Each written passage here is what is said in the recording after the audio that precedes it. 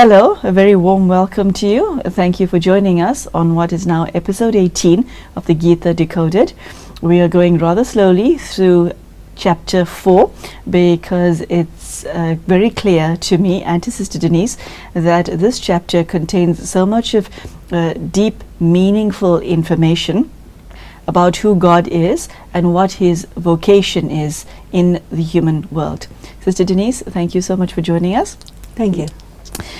I want to start on verse 9 and read it in conjunction with verse 10 because it's a continuation of the conversation that Sri Krishna is having with Arjuna. It reads, "He who knows in truth my divine birth and action, having left his body, he is not reborn. He comes to me, Arjuna, thinking solely of me, resorting to me.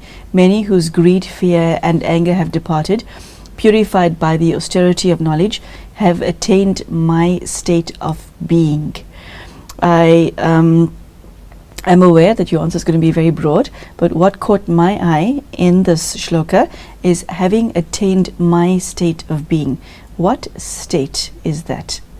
The state of being of God is God lives in a state of bliss. Incorporeal, immutable, absolutely in bliss, yet absolutely aware of everything that's going on in the human world. And I think that he is saying that a human being who follows all the instructions, who understands the knowledge fully and lives it, can get to that point and be on the same level as God. In Brahma Kumaris, we use the word Bap Saman, the word Saman. So there is the word Ap Saman, someone like yourself, and then Bap Saman, to be the same as the Father. This is where the question of relationship comes in. You mentioned earlier that relationship is the way to learn. So a person who is in full relationship with God is going to become more and more like God. And even it happens in human beings. You with somebody, or even sometimes is a very humorous angle on it, but you know, you have people who have dogs and they live with their dog and they and the dog start to look similar. You've seen photos like that. Yes, yes. Because a dog is completely and totally dedicated, a dog as a pet, to the pet owner, and just will absolutely absorb everything about that owner and be totally there for it. This is why people make dogs as pets, because they will do that. And but I think that with God and you having a total relationship with each other, and your mind and intellect doesn't go out to anyone else, this, you know, take refuge in me alone. There are these mantras, man mana bhav, mam ekam, all of these means you totally try to be one with God. You cannot become God, but you can become like God. And in fact, in other religious traditions, like in the Christian Bible, for example, it is said that God makes man in his own image, and of course people have interpreted it physically that God must look like a man because a man looks like a man. So therefore God must be a man. So this is again the anthropomorphization of God that people have done, but you can look at it another way, that the qualities of God, the attitude of God, the way in which God experiences himself is transmitted to a person, and that person can become like God in terms of inner state of being, in terms of what you know, in terms of your relationship with what happens in the world. Because after all, you know, God is called also the Father of all souls. The relationship not only between people to God, but also God to people. And God is very interested in humans because there isn't anybody else. Humanity is, you can say, is everything for God. And so God is absolutely invested in causing every human soul to reach their highest potential. And that is really the work of God, the act of God, or the creative energy of God to do that for each and every one of us individually. The first part of that shloka is also very rich, where God speaks of somebody who's focused on Him and who's has the courage to leave behind common human weaknesses, and he uses the term purified by the austerity of knowledge. I like that expression. Could you tell us how a human being is purified by God's presence? What does that mean? I think you have to have knowledge from God to know what yoga is.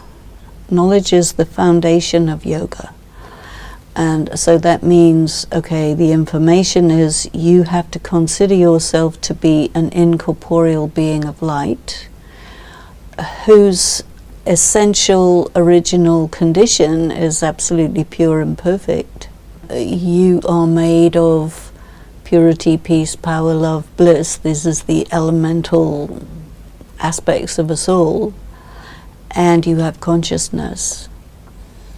And you have to connect yourself with God, who is also like that, but in an unlimited way.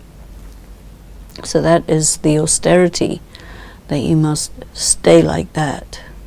In knowledge, there are many, many instructions about what you have to be, mustn't be, should be, all these things, to be really pure. It's not an austerity like standing on one leg for a year or two, the Hatha Yoga austerities, but in the Brahma Kumari's Raj Yoga knowledge, sometimes you hear the word Gyan Chitta. And Chitta is a word that refers to the funeral pyre. And so the funeral pyre of knowledge, going into fire is one of the austerities that people do. They walk on fire, they go into fire, they sit with 5 fires around them. And there is this expression, Agni Yoga. So the fire of intense spiritual practice is a form of passion. We talked earlier about passion. Now, the passion of sexual passion, or the frenzy of killing that occurs in violence, is also a passion. And the passion of focusing absolutely on God and going into that bliss, that is also a passion, that is also a fire. So I think there's a connection here where you are sublimating all of your base energies and taking them to their total opposite, and that is the thing that enables you to be purified. The next verse, Sister Denise, I found to be very touching, because it's one of those that's not an intellectual verse but more a heart verse. In whatever way men take refuge in me, I reward them. Men everywhere, Arjuna, follow my path. Mm-hmm. Everywhere. And in whatever way men take refuge in me. That is kind. Yes. What it says to me, Sister Denise, is that all 7 billion of us on the planet, if we remember God for 1 second or 1 nanosecond on any given day, He knows. Yes. And that's incredible. You know? It is. Yeah. So how do you understand this verse? There is a personal relationship between God and every soul on earth, whether they are theist, non-theist, Buddhist, Christian, Islamic, whatever. It doesn't matter what their religion is, animist, anything, because this is the father and the child. That relationship is couched in some belief system that soul has adopted. In the 12-step program of Alcoholics Anonymous, the 11th step is about meditation, and a lot of the steps are to do with establishing yourself in communion with God, because it is known that you cannot recover from an addiction without the power of God, because an addiction is all about being spiritually completely depleted. And they say to the recovering addicts that you have to focus your attention on God in whatever way you understand him, her, it. It could be a tree, it could be whatever you want. And I think this connects very much with this verse. If somebody is raised in a particular faith tradition, in good faith, they will believe God in the way that they have been taught, or they will have their own personal experience. And of course, in a religion as Hinduism, which is a pantheistic religion, people will believe God in a variety of forms.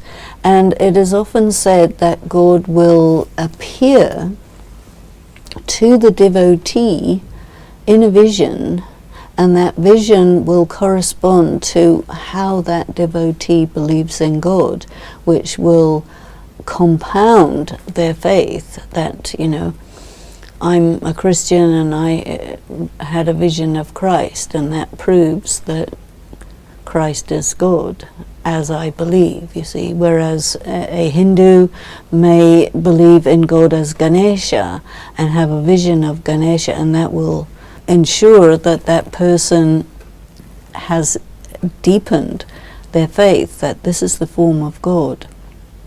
And so God can manifest himself to the devotee in such a way that the devotee really feels, yes, God came to me, and I knew that God was in this form, and God came to me in this form.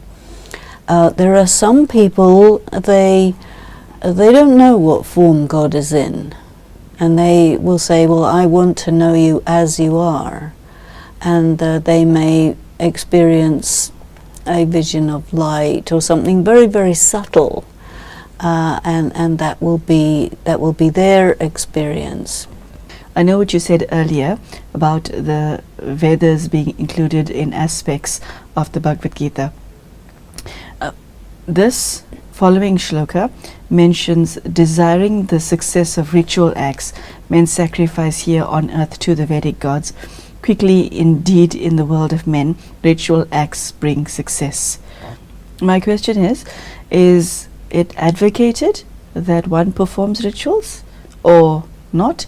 We can say, the Gita will occasionally say you have to leave the Vedas behind. But here it says, no, you must go according to the Vedas. So you have these two strands within the Gita, and I think what we also need to bear in mind, as it's connected with this previous shloka, that someone who really believes in the rituals and the Vedic traditions and so on, and arrives at an experience of God through those, will experience satisfaction through that. So I think a very important thing is to say to yourself and to others that you really cannot say that anyone is wrong. Whatever a person's belief is, that has to be honored, you know, because we are a world. So big, Denise. That is big.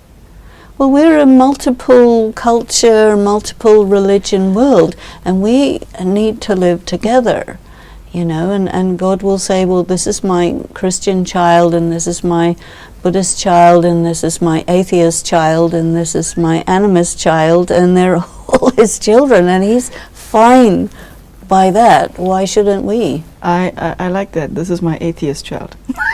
That's quite funny. Okay, so if somebody performs rituals for God, God accepts that? Definitely. You see, it's all part of your relationship with God. And when you are performing rituals in that faith. Obviously, God is going to experience your faith and give you the reward of your faith. That is the nature of the relationship. So some choose to be with God with their minds and hearts, and others choose to do for God also within, and God accepts both. As it says in so many places in the Gita, you know, there are those who come to me through knowledge, there are those who come to me through the yoga of action, there are those who believe in me in the way that they believe in me. So you can see that the Gita is very inclusive in this way. We now move on to the subject of the 4 castes, which comes up in verse 13. And it is said, the system of 4 castes was created by me. Now, Sister Denise, I know you mentioned castes before, and this is a country in which the caste system is practiced. As far as I know, it's not practiced anywhere outside India. I could be wrong about this, but it's very deep set in India. When these words were spoken by God to Arjuna, the system of 4 castes was created by me, what is he referring to? You can say created, or you can say defined.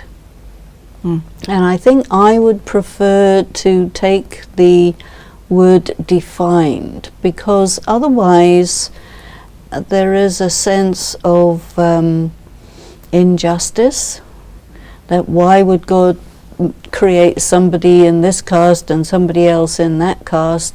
What's the foundation of it? And as far as I can see, everything that God says and does has a logic, and this doesn't fit with the logic, so I prefer to say defined. In the caste system of India, your surname indicates your caste. And so one of the things that was done in Brahma Kumaris was to actually stop using people's surnames. So everyone was called BK so-and-so, Brahma Kumar such and such for the brothers, Brahma Kumari such and such for the sisters. Because in India, when you meet somebody and you ask them what your name is, you're also telling them what your caste is, and you're also telling them how you should relate to. And I think here what we're trying to do is to move away from the consequences of karma in such a way that it keeps it fixed. You remember we talked about King Janak as a Raj Rishi, and the thing about King Janak is that he was a Kshatriya as a king, but who was transformed into a Brahmin as a Rishi. So he's an interesting example of somebody who could switch caste. Otherwise, the caste system is such you can't switch caste. And in the modern world, social mobility is considered a very important quality, and it goes together with human rights, ideals, and so on. In the traditional India of the villages and all, whatever caste you're born into, the families regard it that you have to engage to be married somebody of your own caste, you know, and there are castes and subcastes, and it's quite a complex social system. Somebody who is born in a very low caste will be sort of excluded from many things, including going to temples and education and so on. So when Gandhi was working, he was also very concerned about the condition of women and the condition of the lower castes, and so he introduced the word Harijan, Harijan meaning the people of God. And one of the descriptions of God is Dinesh, which means Lord of the Poor, or Lord of the general people. And there are many, many stories about how God interacts with people of lower caste, much to the consternation of the people of higher caste. So you get a situation where humanity has set up systems that are very rigid, and then God has a whole different system where he's not rigid. So the way I take this verse is that God is saying, okay, according to the type of person that you are, according to what motivates you, according to your standards and principles and so on, we will say that you are such and such caste. So within Brahma Kumaris, we also hear these descriptions like, okay, the highest caste of all is Brahmin. Brahmins need to be pure. Brahmins means you're brahmacharya, you have to be celibate. You have to perform a lot of not ritual, but regular ablutions. You have to be clean. You have to eat sattvic food. You have to, so many things that are all to do with purity, and your quality of motivation. Everything has to be for the benefit of the world. You have to be not for yourself. And you have to be not interested in making money and this sort of thing, but you want to be a server. And then, a kshatriya will be described as a person who has a great deal of war going on inside their head, this conflict between the voice of conscience and the voice of desire, and having difficulty reconciling your light side and your dark side, and having to deal with all of that and not being victorious over your sense organs and your sense perceptions, being sometimes victorious, sometimes defeated. And then the Vaishya, the merchant caste, is somebody who is always trying to make deals with God. That, I can't do this practice, but I'll do this, I'll make this donation, and then you sort me out. So there's a very different relationship with God, and then he will say, okay, well, this is a Vaishya type of person. And then the Shudra, the untouchable, the lowest caste, is the person who's absolute hedonist, who is interested only in gratification and not a very high quality person. This is how I read it, that I have defined you in this way, and then of course you can shift. Okay, Sister Denise, I'm going to stop you there. You mentioned in your answer 4 types of personalities. The way the caste system is practiced is it refers to birth, and this does caste, as mentioned in the Bhagavad Gita, refer to the soul or the body? God is talking to and thinking about souls, not bodies. For a God, bodies are objects, souls are people. That's the way I see it. Are you saying that this line has been misunderstood?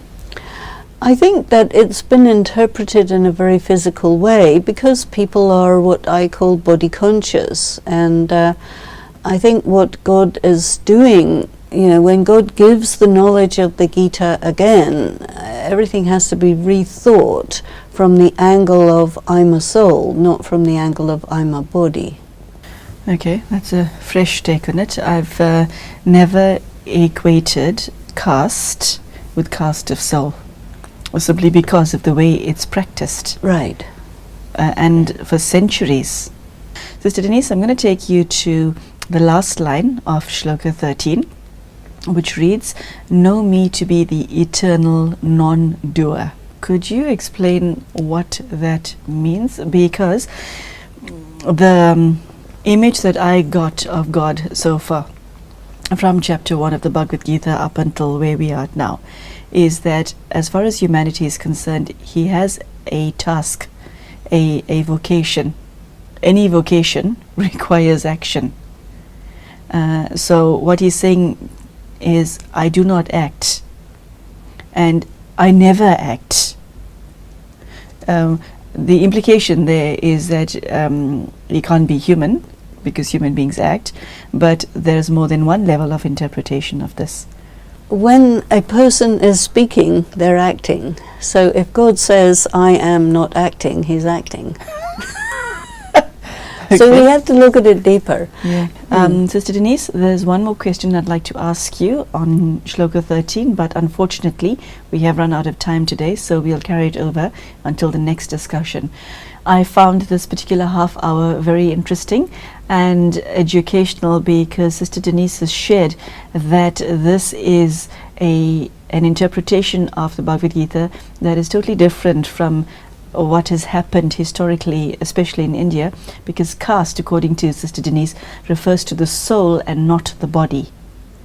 And what comes to my mind is, do we as human beings have the right to judge another human being and put them into a category? So that stays with me, Sister Denise, and I thank you for your amazing sense of wisdom and your ability to articulate what is contained in the Bhagavad Gita. So thank you for joining us, and I hope to see you soon for the next episode. Thank you and goodbye.